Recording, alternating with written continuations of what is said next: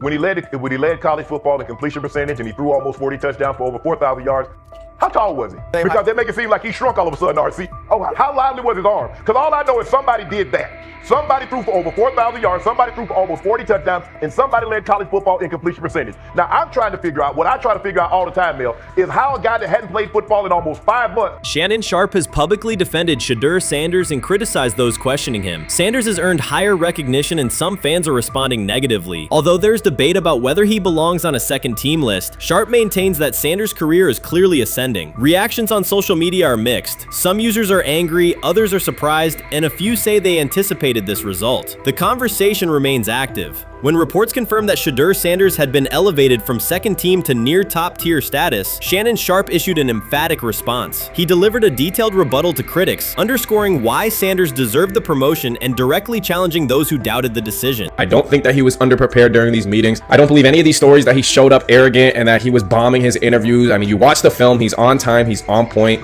You watch his interviews, he answers like a 10-year NFL veteran. Like, he's clearly dominating OTAs. It's every single day there's a new report of how well he's doing for the Browns in OTAs. And I mean, you can say what you want, it's just OTAs. Okay, if that's your new narrative, then he's doing exactly what he needs to be doing. He's on point, he's on time, he's getting the respect of his teammates, and he's making plays. So we're gonna see years down the line, something's gonna come out that I don't know what exactly it was, but something will come out. Critics have been waiting for an opportunity to dismiss Sanders. They labeled him overrated, accused him of benefiting from nepotism, and claimed his profile came only from his last name and polished image. Within their own echo chamber, they cited every game in which he fell short of huge passing numbers as validation of their doubts. Since Sanders has begun receiving formal recognition, criticism has escalated. A wave of self-appointed analysts is dissecting his throwing mechanics and team role, and many online commentators now argue that his promotion reflects deeper problems within the sport. Shannon Sharpe rejected each criticism directed at Shedeur Sanders. During the broadcast, he turned a routine segment into a detailed examination, acting as presenter, interrogator, and fact-checker. Sharpe walked viewers through game film, season statistics, and scouting reports to show why Sanders merited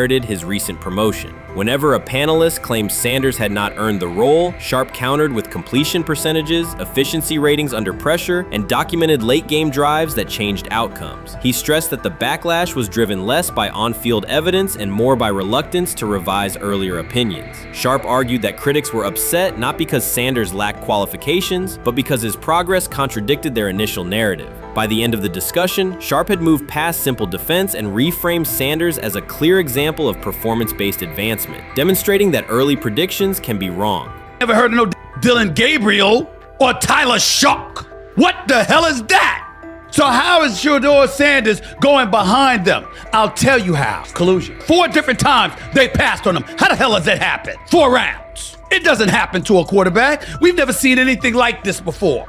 Shedeur Sanders with the watch. Shedeur Sanders with his bravado. Shedeur Sanders with this supposed arrogance or whatever. Shedeur Sanders' advancement did not happen by chance. While detractors questioned his resume online, he continued to prepare, attend every practice, and deliver accurate throws under pressure. The contrast between his output and the complaints directed at him has been stark. Some critics even argued the selection committee was, quote, biased toward performance, as if rewarding strong play were improper. Rumors quickly followed. Certain commentators speculated that a public relations push from the Sanders family must have influenced voters, suggesting everything from coordinated media strategies to alleged favors for coaches. None of these theories addresses the basic point. Sanders earned his promotion through consistent production, poise in the pocket, precise ball placement, and efficient decision-making. Shannon Sharpe highlighted these facts during his response. He noted that Sanders' performance metrics justify the recognition and emphasize that resistance to the move stems more from prior prejudice than from substantive evaluation. For Sharpe, the goal was clear: present the data, challenge unfounded claims, and correct the narrative. The discussion therefore became a broader statement about acknowledging merit and abandoning outdated assumption. Colin Cowherd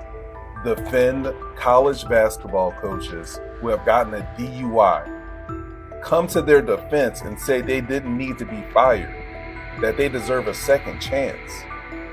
But Shedeur Sanders drives 40 miles over the speed limit, gets a one-on-one ticket, and Colin Cowherd comes on his show today and says he's out on Shedeur Sanders. He's seen enough. He can't support him anymore. He can't be in the Shedeur Sanders camp. because of the speeding ticket. Shannon Sharpe addressed commentators who portray constant doubt as expertise. Those who discount strong performances with "we'll see" but declare bust after a single mistake. He noted their belief that progress only counts if an athlete visibly struggles. Sharpe's response was methodical rather than emotional. He presented evidence, cited statistics, and calmly refuted each claim. Following his remarks, several critics began revising or deleting earlier posts, recasting themselves as longtime supporters of Shedeur Sanders despite having questioned him for months. Sharpe insists on accountability, naming specific individuals and dates while requesting public acknowledgement of prior errors. He argues that analysts cannot spend months undermining a player's potential and then quietly adopt a supportive stance once the athlete succeeds. These are serious, big-time, top-of-the-line playmakers that they have. If you can go 45-42 in the fourth quarter because your quarterback set the school record with 510 yards passing. He was flawless. Shedeur is big time. I didn't know for sure, will it translate to the next level of competition? Yes, it might translate to the next level of competition as he can play. Critics who once claimed Shedeur Sanders was unprepared now hesitate to acknowledge their mistake. They resist retracting earlier comments and struggle to accept that an athlete can succeed without their approval. Sanders continues to share practice clips and game highlights without engaging the debate, while Shannon Sharpe documents every dismissive remark, ready to revisit them on national television. The disapproval did not slow Sanders. It underscored his progress and exposed the gap between perception and performance. As a result, the conversation has shifted. Analysts who doubted him now describe him as undervalued and publish detailed evaluations of his mechanics and game management, suggesting long-standing familiarity with his career. In a matter of weeks, critics have recast themselves as advocates, demonstrating how quickly opinion can change when consistent results leave little room for doubt. Shannon Sharpe signaled that his commentary is not over. He considers Sanders' advancement a positive outcome for every athlete who has been overlooked or criticized for having confidence. Sharpe stressed that analysts do not have the authority to determine who deserves recognition based on personal preference. The reaction to Sanders' promotion, he argued, revealed how quickly opinions can shift once results are undeniable. Sharpe pointed out that many vocal critics became quiet when confronted with objective performance data. This exchange, Sharpe insisted, reached beyond defending a single quarterback. It challenged the practice of dismissing achievements that do not fit familiar narratives. He reminded viewers that success does not require external approval and that consistent talent will surface despite online commentary intended to minimize it. While critics reconsider their positions, Sharpe remains steady, assigning credit to the athlete and allowing the scoreboard to confirm the argument. In his view, the statistics speak clearly enough. Sharpe also emphasized that the intensity of the backlash must be placed in context. College football is a volatile environment where unexpected outcomes are common. Therefore, declaring failure based on incomplete evidence only weakens the credibility of sports analysis. The discussion underscored the need for measured evaluation rather than reactive judgment. Dak Jackson and him and everybody else that we talked to have said that Shedeur looks good. He looks really good. Yes. He looks better. And we got Zach that say Dylan Gabriel ain't even an NFL quarterback. It's true. So how is it that this man can't get a rep with the ones, but that non-NFL quarterback can? We all what agree with sense that. does that make? Some observers now claim that recognizing Shedeur Sanders' strong performance undermines football's traditional standards, even though they previously argued he received coverage only because of his father. Faced with Sanders' current statistics, those critics are searching for explanations that fit their earlier narrative. The data have always been clear. Their earlier objections ignored that fact. Shannon Sharpe is openly highlighting this reversal, comparing past negative remarks with Sanders' recent 400-yard games to demonstrate the gap between criticism and evidence. Sharpe did not force these commentators to backtrack. He simply displayed their earlier claims alongside Sanders' results, allowing the contrast to speak for itself. Urban Meyer's roster history underscores the absurdity. Meyer coached Aaron Hernandez, whose off-field crimes are well documented, along with other players entangled in assaults, academic misconduct, and more. Yet Feinbaum singled out Newton, a national champion, Heisman Trophy winner, and NFL MVP, as the worst. This selective condemnation is not new. When Deion Sanders recently suggested implementing an NIL salary cap to restore competitive balance, Feinbaum dismissed the proposal and called Sanders a hypocrite rather than engage with the substance. The pattern repeats. Feinbaum routinely targets Cam Newton, Deion Sanders, Jameis Winston, Lamar Jackson, outspoken black athletes and coaches, while extending grace to figures such as Nick Saban, Kirby Smart, Dabo Swinney, or Tim Tebow under similar circumstances. Newton is no longer content to remain silent while others distort his story. In response, he laid out an accurate chronology, highlighting facts the commentary networks rarely repeat. One long-standing myth is that Newton was expelled from the University of Florida. he was not.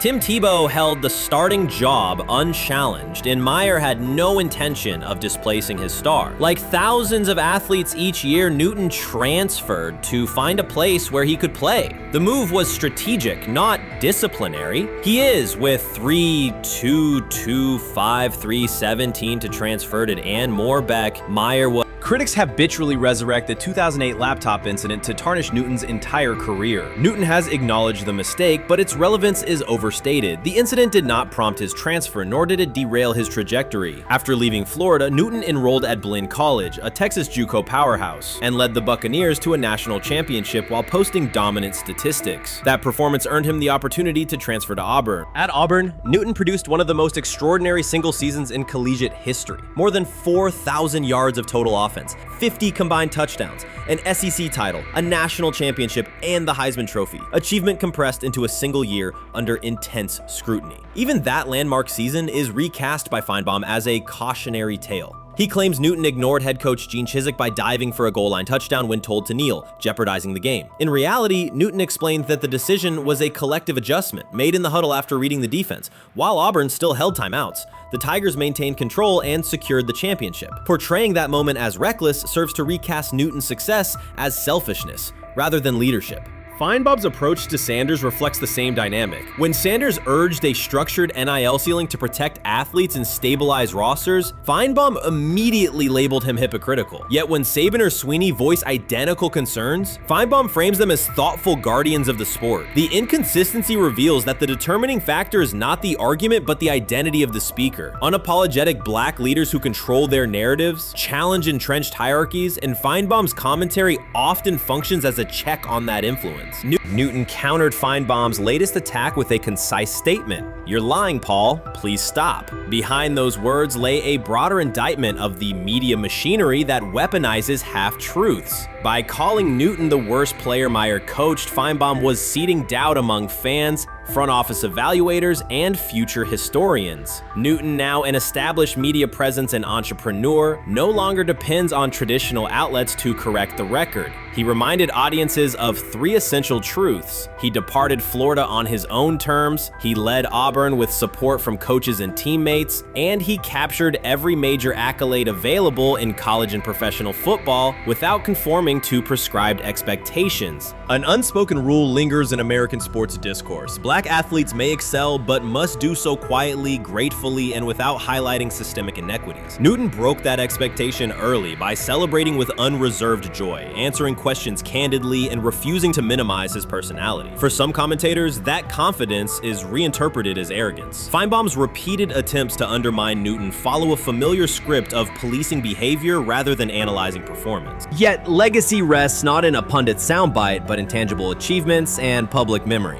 Newton's resume, Heisman winner, national champion, NFL MVP, speaks for itself. Millions of fans witnessed his impact on Saturdays and Sundays. Countless young quarterbacks saw someone who looks like them redefine the position's possibilities. The same is true for Sanders, whose player-first coaching philosophy and media savvy continue to influence college football's direction. Feinbaum's commentary cannot erase these realities. Newton, Sanders, Winston, Jackson, and others have already secured their places in football history. By publicly confronting misinformation, Newton set a precedent for athletes who now possess the platforms and technology to present their stories unfiltered. The microphone no longer belongs exclusively to legacy broadcasters. Newton holds it now, and he intends to keep it. A decisive shift that reduces the gatekeeper's influence and ensures that accomplishments are judged on merit rather than narrative manipulation. What do you think is happening in Brown's camp? What do you think is going to happen there? Before I let you go, Lewis. You know, I think it really does all depend on how Kevin is able to, as it relates to Shedeur, work him in enough. Well, one, Shedeur has to earn the right for Kevin and the staff to have discussions about, hey, we got to get him more reps with the ones and twos. We got to get him more reps with the ones and twos when we're going team period, not just walk through or not just 7-on-7 team. Louis Riddick reacted sharply on air after viewing practice footage from the Cleveland Browns. The clip showed quarterback Shedeur Sanders executing a string of precise throws while the Browns head coach watched With a broad smile, Riddick questioned whether the session was focused on evaluation or celebration, arguing that visible enthusiasm from the staff could cloud objective assessment of a rookie's progress. Earlier in the segment, Riddick's tone had been measured once the Sanders highlights appeared. He criticized the perception that a routine practice was being treated like a marquee event. He stressed that coaching reactions should remain subdued until performance translates into game situations. Riddick concluded by calling for accountability and asking the Browns to clarify how they plan to manage expectations for Shedeur Sanders as training camp continues. Couldn't imagine me myself saying, hey, you know what, as someone who has been at the very bottom to try and ascend to like some level of success, I could never imagine going, you know what would be really cool? I'm gonna play a joke on someone like this and make pretend that I'm a GM and I'm drafting you when actually I'm not, and then I'm gonna hang up and just giggle about it. Man, what the hell are we doing? Seriously, what are we doing when we think that that kind of crap is funny? I don't know. Trying to get likes on TikTok. I don't have the right words for it. Right, Lewis, I'm gonna say this. I don't have the right words for it. Few situations unsettle a former front office executive faster than watching coaches celebrate a rookie quarterback before pads come on in August. In Louis Riddick's view, the Browns staff did more than acknowledge promise. They acted as though they had already secured their franchise leader. Throughout the session, Shedeur Sanders delivered 40-yard throws off his back foot, ran crisp 2-minute drills, and displayed steadiness rare for a first-year player. According to reports, each successful rep drew audible admiration from the sideline, highlighting how quickly enthusiasm has escalated. When Riddick reviewed the same practice tape and heard the glowing comments, he challenged the reaction on live television. He argued that a few controlled drills should not override the methodical scouting and development work that normally guides roster decisions. Riddick's criticism focused less on Sanders' talent than on the evaluation process. He warned that comparing a prospect to established stars or joking about renaming the stadium creates pressure before the player has taken an NFL hit, faced a disguised coverage, or logged a preseason snap. Praising potential is acceptable, he said, but anointing a savior in July risks repeating the organization's history of premature quarterback expectations. Sanders brings confidence shaped by his father's legacy and his own disciplined preparation, yet Riddick insists that progress must be confirmed over time. He urged the Browns to temper public excitement, follow a structured development plan, and reserve celebratory reactions for on-field results that matter. Regular season production under live pressure, not highlight clips from a midsummer workout. He has to earn that. Kevin has to figure out a way to do that. So then you can reasonably assess what you have in him compared to Dillon Gabriel, compared to Kenny, compared to Joe Flacco. If you don't, then the conversation surrounding him is going to continue to be what it's been, which is, but for some people, he was overhyped all along. He's not that great of an athlete, doesn't have a big enough arm. There's a reason why he was a 5th-round pick, blah, blah, blah, which I don't believe.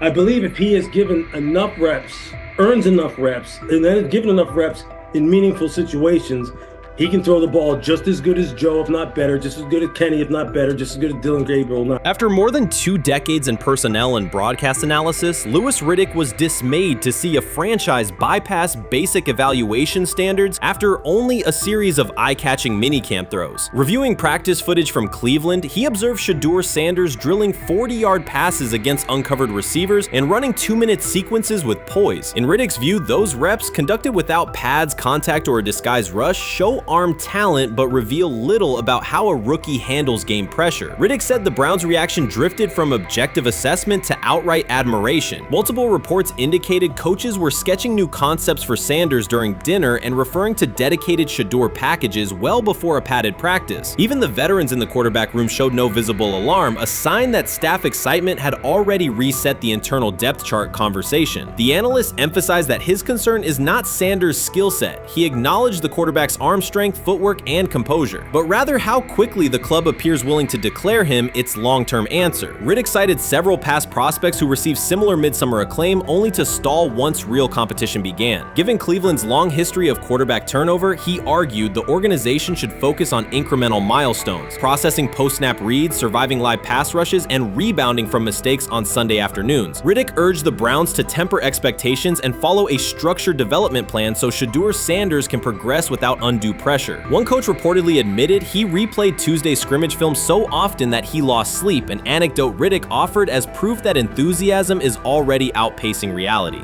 All asking now is what is going on with Shedeur Sanders, and so the floor is yours. Maybe you can make sense of this free fall with what was at one point the top-rated quarterback in this draft class. Yeah, Shay, I think at this point in time, this really isn't a football discussion any longer. This is a personal discussion. This is about it's a fit discussion. It's whether or not teams are just comfortable with everything that comes along with Shedeur in terms of who he is as a person, all the people that are surrounding him in terms of his inner circle, and whether or not teams deem that to be something that they're comfortable with. Right or wrong, that's the only conclusion you can really come to at this point. Louis Riddick voiced an escalating concern during the segment. Having witnessed numerous quarterback setbacks in his career, he worries another may be forming. Not because Shedeur Sanders lacks talent, but because the praise around him is growing without restraint. Sanders has simply attended practice, delivered accurate passes, led the huddle, and shown the composure expected of an NFL player. Riddick fears the Browns' reaction, treating routine drills as proof of long-term success, risks setting premature expectations. He cautioned that the organization seems ready to celebrate a franchise savior before Sanders has taken a competitive snap, noting that such early adulation has derailed promising prospects in the past and could impede Sanders' measured development. You can't fire the owner because he can't fire himself. Yeah, someone's head's going to roll, unfortunately, in this situation. And it's probably Stefanski and Barry. I saw on The Athletic. I don't think that's fair, by the way. Stefanski, that part. I agree. I was saying the other day on my podcast that Barry should be fired. And I said I wouldn't fire Stefanski, but a couple of people made the point of saying, well, if you fire the GM, you got to give him a chance to hire his own coach, which is fair. That's true. Mm-hmm. So I would fire Barry. I would hire a new GM. If that GM thinks Kevin Stefanski's a good coach, wants to stick with him. Right. The situation in Cleveland has escalated with the NFL. Sources indicate GM Andrew Barry is prepared to move on from head coach Kevin Stefanski if he refuses to elevate Shedeur Sanders. The Browns are weighing a major quarterback change. Leadership appears to be aligning behind Sanders and pushing for immediate action. This is a high-stakes decision about control and the team's direction. I think it's unfair for me to comment in I guess, maybe on behalf of the industry. All I can say is this, the time that we spent with Shedeur, and what he's done throughout his college career is impressive. He's an impressive young man. He's a really good quarterback.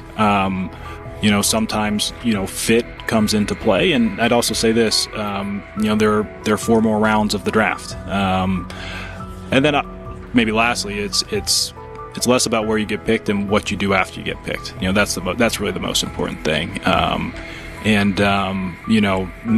Getting to know him over the course of the spring, he has a ton of resolve. Andrew Barry appears to be at a breaking point. Pressure from fans and within the organization to play Shedeur Sanders is intensifying. Barry is pushing for a move towards Sanders, while head coach Kevin Stefanski remains cautious about altering the depth chart. The divide is clear. One side wants acceleration, the other a measured rollout. The organization is under heavy scrutiny, and the focus has shifted to when, not if, Sanders sees the field. Has the 4th highest odds of any head coach this season to be fired. He's clearly on the hot seat. It's been a discussion for really a couple years now, dating back to last season's 3-win season. And he's always had kind of hot and cold seasons. And now the sports books are saying he's 4th on the list.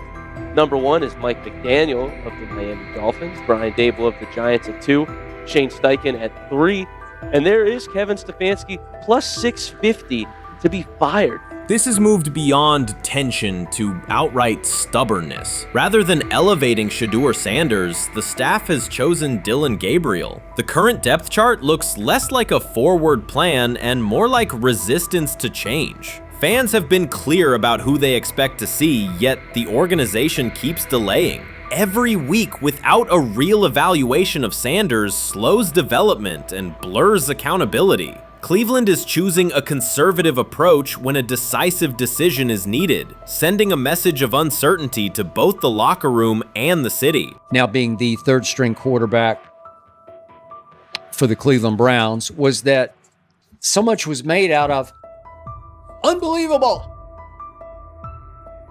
He actually made the team as the 3rd string quarterback. like that was a big deal, like that was somewhat of a surprise to a lot of people. He should have been the first pick in the draft. Kevin Stefanski appears to be doubling down to validate his approach. Despite sustained demand from Browns fans to see Shedeur Sanders reflected in chants, merchandise, and constant discussion, he continues to keep Dillon Gabriel in front on the depth chart. The decision functions as an assertion of control rather than a response to momentum. Even with clear signals from the fan base, Stefanski is staying with Gabriel and delaying a full evaluation of Sanders. It is a deliberate choice to maintain his plan and pacing, not to accelerate change. Cleveland is prioritizing continuity over recalibration, keeping any transition to Sanders on hold. But yeah, I mean, the Browns are in a tough spot. They have wasted. You traded a ton of high draft capital to get Deshaun Watson. You've gotten nothing out of Deshaun Watson and missed an opportunity. Like, who knows who they would have drafted? Now, maybe they would have screwed up those picks and the Browns would still be in bad shape. Andrew Berry is likely frustrated watching Dillon Gabriel default to conservative throws while the offense stalls. From a football perspective, this appears to be the hill Kevin Stefanski is choosing to stand on. Keeping Gabriel ahead of Shedeur Sanders has limited the unit's explosiveness and prevented a full evaluation of a higher ceiling option. Drives end quickly, field position flips, and momentum is lost while Sanders remains on the sideline. Fan patience is wearing thin. Each ineffective series intensifies criticism and shifts scrutiny toward the coaching staff's criteria for the depth chart. With every additional snap for Gabriel, the decision reads less like an open competition and more like rigid adherence to a plan that isn't producing results. The optics are clear. A dynamic quarterback sits while a cautious approach keeps the offense in neutral. If this continues, accountability questions will grow inside and outside the building. What performance benchmarks keep Gabriel ahead of Sanders? When will Sanders receive first-team reps in live situations to allow a fair comparison? The front office must decide whether to preserve continuity or pivot toward a timely assessment of Sanders. The longer the current approach stays in place, the more it signals stubbornness rather than adaptation, and the more pressure mounts to realign the plan with on-field output. I honestly see it happening if the Browns lose a bunch of games. Like if they get 5 wins or less, I see the report coming out now that Stefanski will be fired. I don't want it to happen. I want the Browns to be good, win a bunch of games. I think that they're going to be a team that is slept on and can at least get 7 wins, which is why if they don't, I see Stefanski getting all the blame for that, and there'll be a new coach in Cleveland.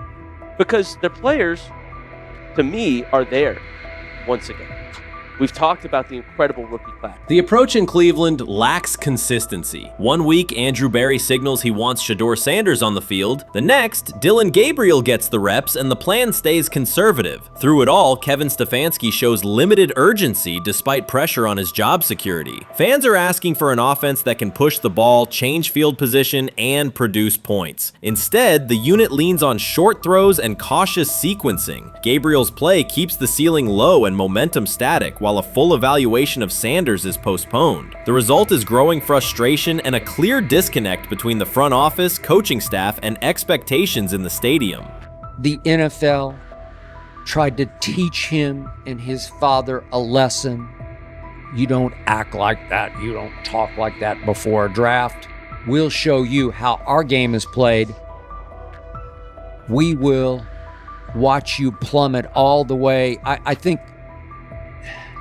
I think he would have gone undrafted except for that owner in Cleveland.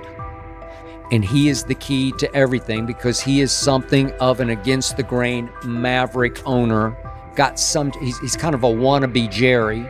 Fan speculation is growing. Some believe Kevin Stefanski lacks confidence in Shedeur Sanders. Others think he's prioritizing Dillon Gabriel for reasons unrelated to performance. A more extreme view claims Stefanski is manipulating outcomes to secure a buyout. Whatever the motive, the risk is clear. This approach is straining his relationship with GM Andrew Berry and alienating the fan base. Pressure is rising, Berry's patience is running out, and supporters have shifted from requests to demands. If the current plan continues, calls for a change in quarterback and accountability will intensify. We've got news. Got news. About my Cleveland Browns. We've got an oblique problem. Obliques are big deals, especially when it's your quarterback. Now, he might be 4th on the depth chart, but he was number 1 in the preseason game last week, and he did a great job. 138 yards, 2 touchdowns. Shedeur Sanders has an oblique injury. That is not good. I do not like this. I hate this because I want to see more reps for Shedeur Sanders. Shedeur Sanders, a projected breakout this season, has been sidelined unexpectedly. The Browns coaching staff confirmed an oblique injury significant enough to keep him out of all activity. No reps, no drills, no warm-ups. Concerns are rising about how this may affect his momentum and force adjustments to the team's plan. The focus now is his recovery timeline, the impact on his development, and the next steps for the quarterback depth chart. Browns rookie quarterback Shedeur Sanders injured his oblique during practice today, putting his status in doubt for Saturday's preseason game against the Eagles. He's the latest quarterback on Cleveland's roster who has dealt with a health issue, joining fellow rookie Dillon Gabriel and Kenny Pickett.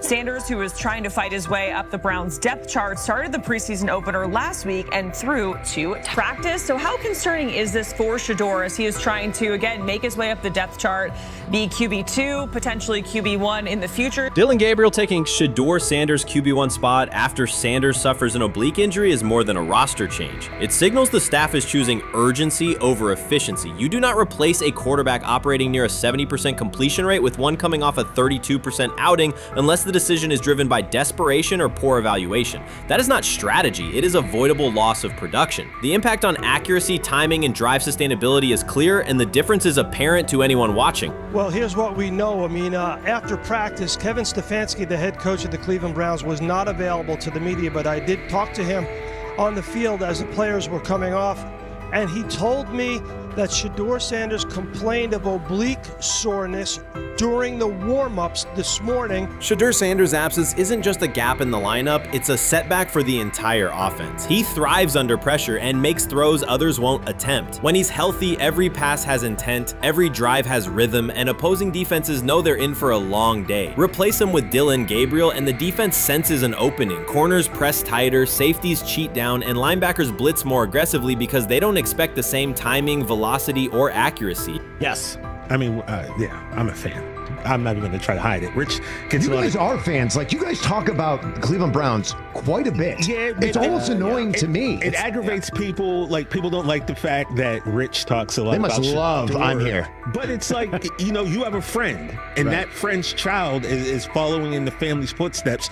You want them to do well. I don't know why people have such an issue. I know Rich is supposed to be impartial, but it's kind of hard when you have that type of tie to it. But yeah, I'm rooting for Shedeur, man. And Dillon Gabriel's 32% completion rate isn't just poor, it's untenable at this level. A number that low needs no context. It means 2 misses for every completion. Weather, opponent, and play calls are secondary when efficiency is that limited. That output does not sustain drives or keep the full playbook viable, yet he is starting while Shedeur Sanders is sidelined. The contrast is clear. Sanders brings accuracy, timing, and command. Gabriel's recent performance reflects inconsistency and missed opportunities. Choosing Gabriel under these circumstances reduces offensive reliability and invites defensive pressure. It is a decision that sacrifices efficiency and field position. So it'll be interesting to see what happens with Dillon Gabriel, but to the Shedeur Sanders point, it is unfortunate because I thought he was gaining some momentum. I know the practice that they had before they left for Philly, Daniel Oyefusi reported that he actually took the most reps of all of the quarterbacks.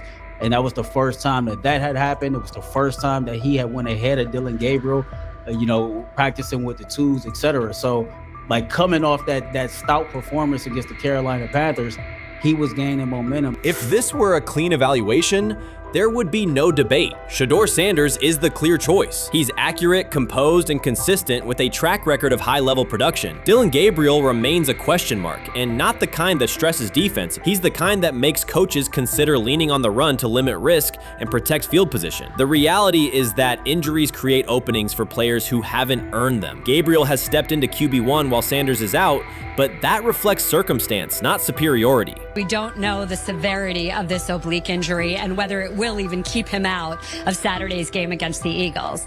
As for moving up the depth chart, I'm the Browns preseason sideline reporter. I was there Friday night when he burst onto the stage and set the NFL world buzzing. And yes, his demeanor was tremendous. His poise was tremendous. He did the things that were asked of him. But at the end of the day, he wasn't actually asked to do all that much. The real concern is how this could attach to Shedeur Sanders' reputation. The NFL is unforgiving about availability. An oblique injury for a quarterback isn't minor. It affects mechanics, torque, and timing. Even with a strong return, the injury-prone label can linger. For the Cleveland Browns, or any team seeking stability under center, that perception is toxic. Teams don't want a player they fear won't make it through October. That's the risk. Talent doesn't always overcome league politics. Once questions about durability start, they rarely fade. They surface in contract terms, roster decisions, and sideline evaluations. So Shedeur Sanders is injured again?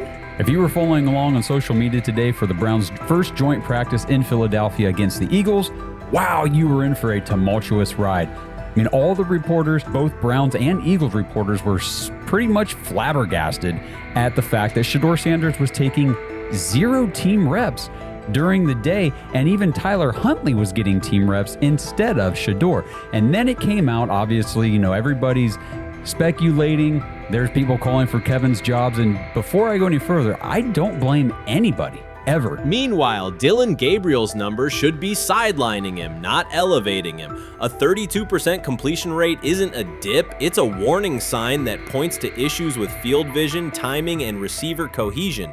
That's the quarterback taking snaps while Shedeur Sanders is out. Put their work side by side and the gap is obvious. Sanders shows consistent placement, timing, and footwork that reflect high-level execution. Gabriel's recent output introduces variability that shrinks the call sheet and stalls drives. You can't claim the priority is winning while starting a quarterback who isn't reliably delivering routine completions.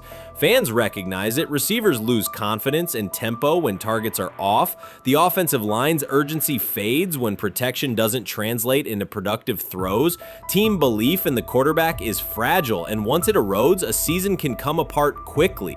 We could be looking at, 3 quarters of Snoop and maybe 1 quarter of Dillon Gabriel. Not really exciting for the fans. Of course, it would be nice to see what Dillon looks like. Did spend third-round capital on him. Gabriel and you're a rookie, is not going to be you on want to get healed. You want the reps. You want to take these reps. So what do you do to prepare yourself and get ready? Because, man, when rookies get injured, it's like these reps are so valuable. Yeah, sets them back a lot. We do have some video here. Mike Garafolo had some video of Jalen Hurts kind of helping Shedeur use his cart to get off the field here. Shedeur Sanders changes the entire equation. His presence under center keeps defenses honest, keeps teammates engaged, and expands the coaching staff's options. You can call vertical shots, open the playbook, and control the game's tempo. Dillon Gabriel limits that. With him, the playbook narrows, drives stall, and the defense ends up on the field too long trying to compensate. The Cleveland Browns are not in a position to gamble at quarterback. This is a franchise with a difficult history at the position. With Gabriel, the issues are visible from the stands. A 32% completion rate won't jump to 60% with a few extra reps. If anything, it will decline as defenses present looks they would not risk against Shedeur. And that's the core issue. Shedeur Sanders at 80% is still a better quarterback than Dillon Gabriel at his best. That isn't exaggeration, it's the numbers. If Sanders is a 70% passer when healthy, even a drop to 60% keeps him well ahead of where Gabriel is now. Yet the team is rolling with the quarterback who isn't delivering routine completions. Every week Sanders is out, his hold on QB1 loosens. That's the hard truth. The longer Gabriel stays in the role, the more coaches cite continuity and chemistry to cover what's happening on the field. Every throw and every drive has to be a statement, not just to win, but to erase any notion that Gabriel is a legitimate alternative. In the NFL, QB1 isn't handed back because you used to be the best option. You have to take it.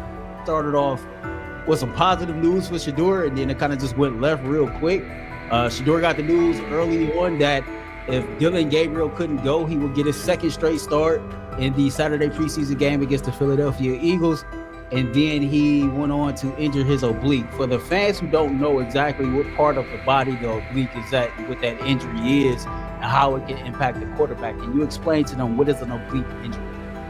It's like up in this area, right? Well, you can't see me, but like right up in here, you know, when you go to throw, like obviously that's all that. So the truth is straightforward. The Cleveland Browns, or any team in this situation, aren't going anywhere meaningful with Dillon Gabriel under center. You can frame it as progress and point to selective highlights, but reality will level it out, and by then the season is already slipping. Shedeur Sanders is the difference between a team with a path forward and a team playing out the schedule. He reads coverages, delivers on-time throws, and forces defenses to respect every level of the field. Gabriel turns the offense into guesswork. The NFL is built on results, and the results are clear. Gabriel's 32% completion rate functions as a warning sign. It doesn't need context, a clinic, or a film session to explain. It signals inefficiency that stalls drives and compresses the playbook. Yet he has been handed the role Shedeur established through precision, composure, and production. That decision undercuts the stated goal of winning. With Sanders, the offense retains structure, rhythm, and threat. With Gabriel, it narrows and exposes the defense to longer stretches on the field.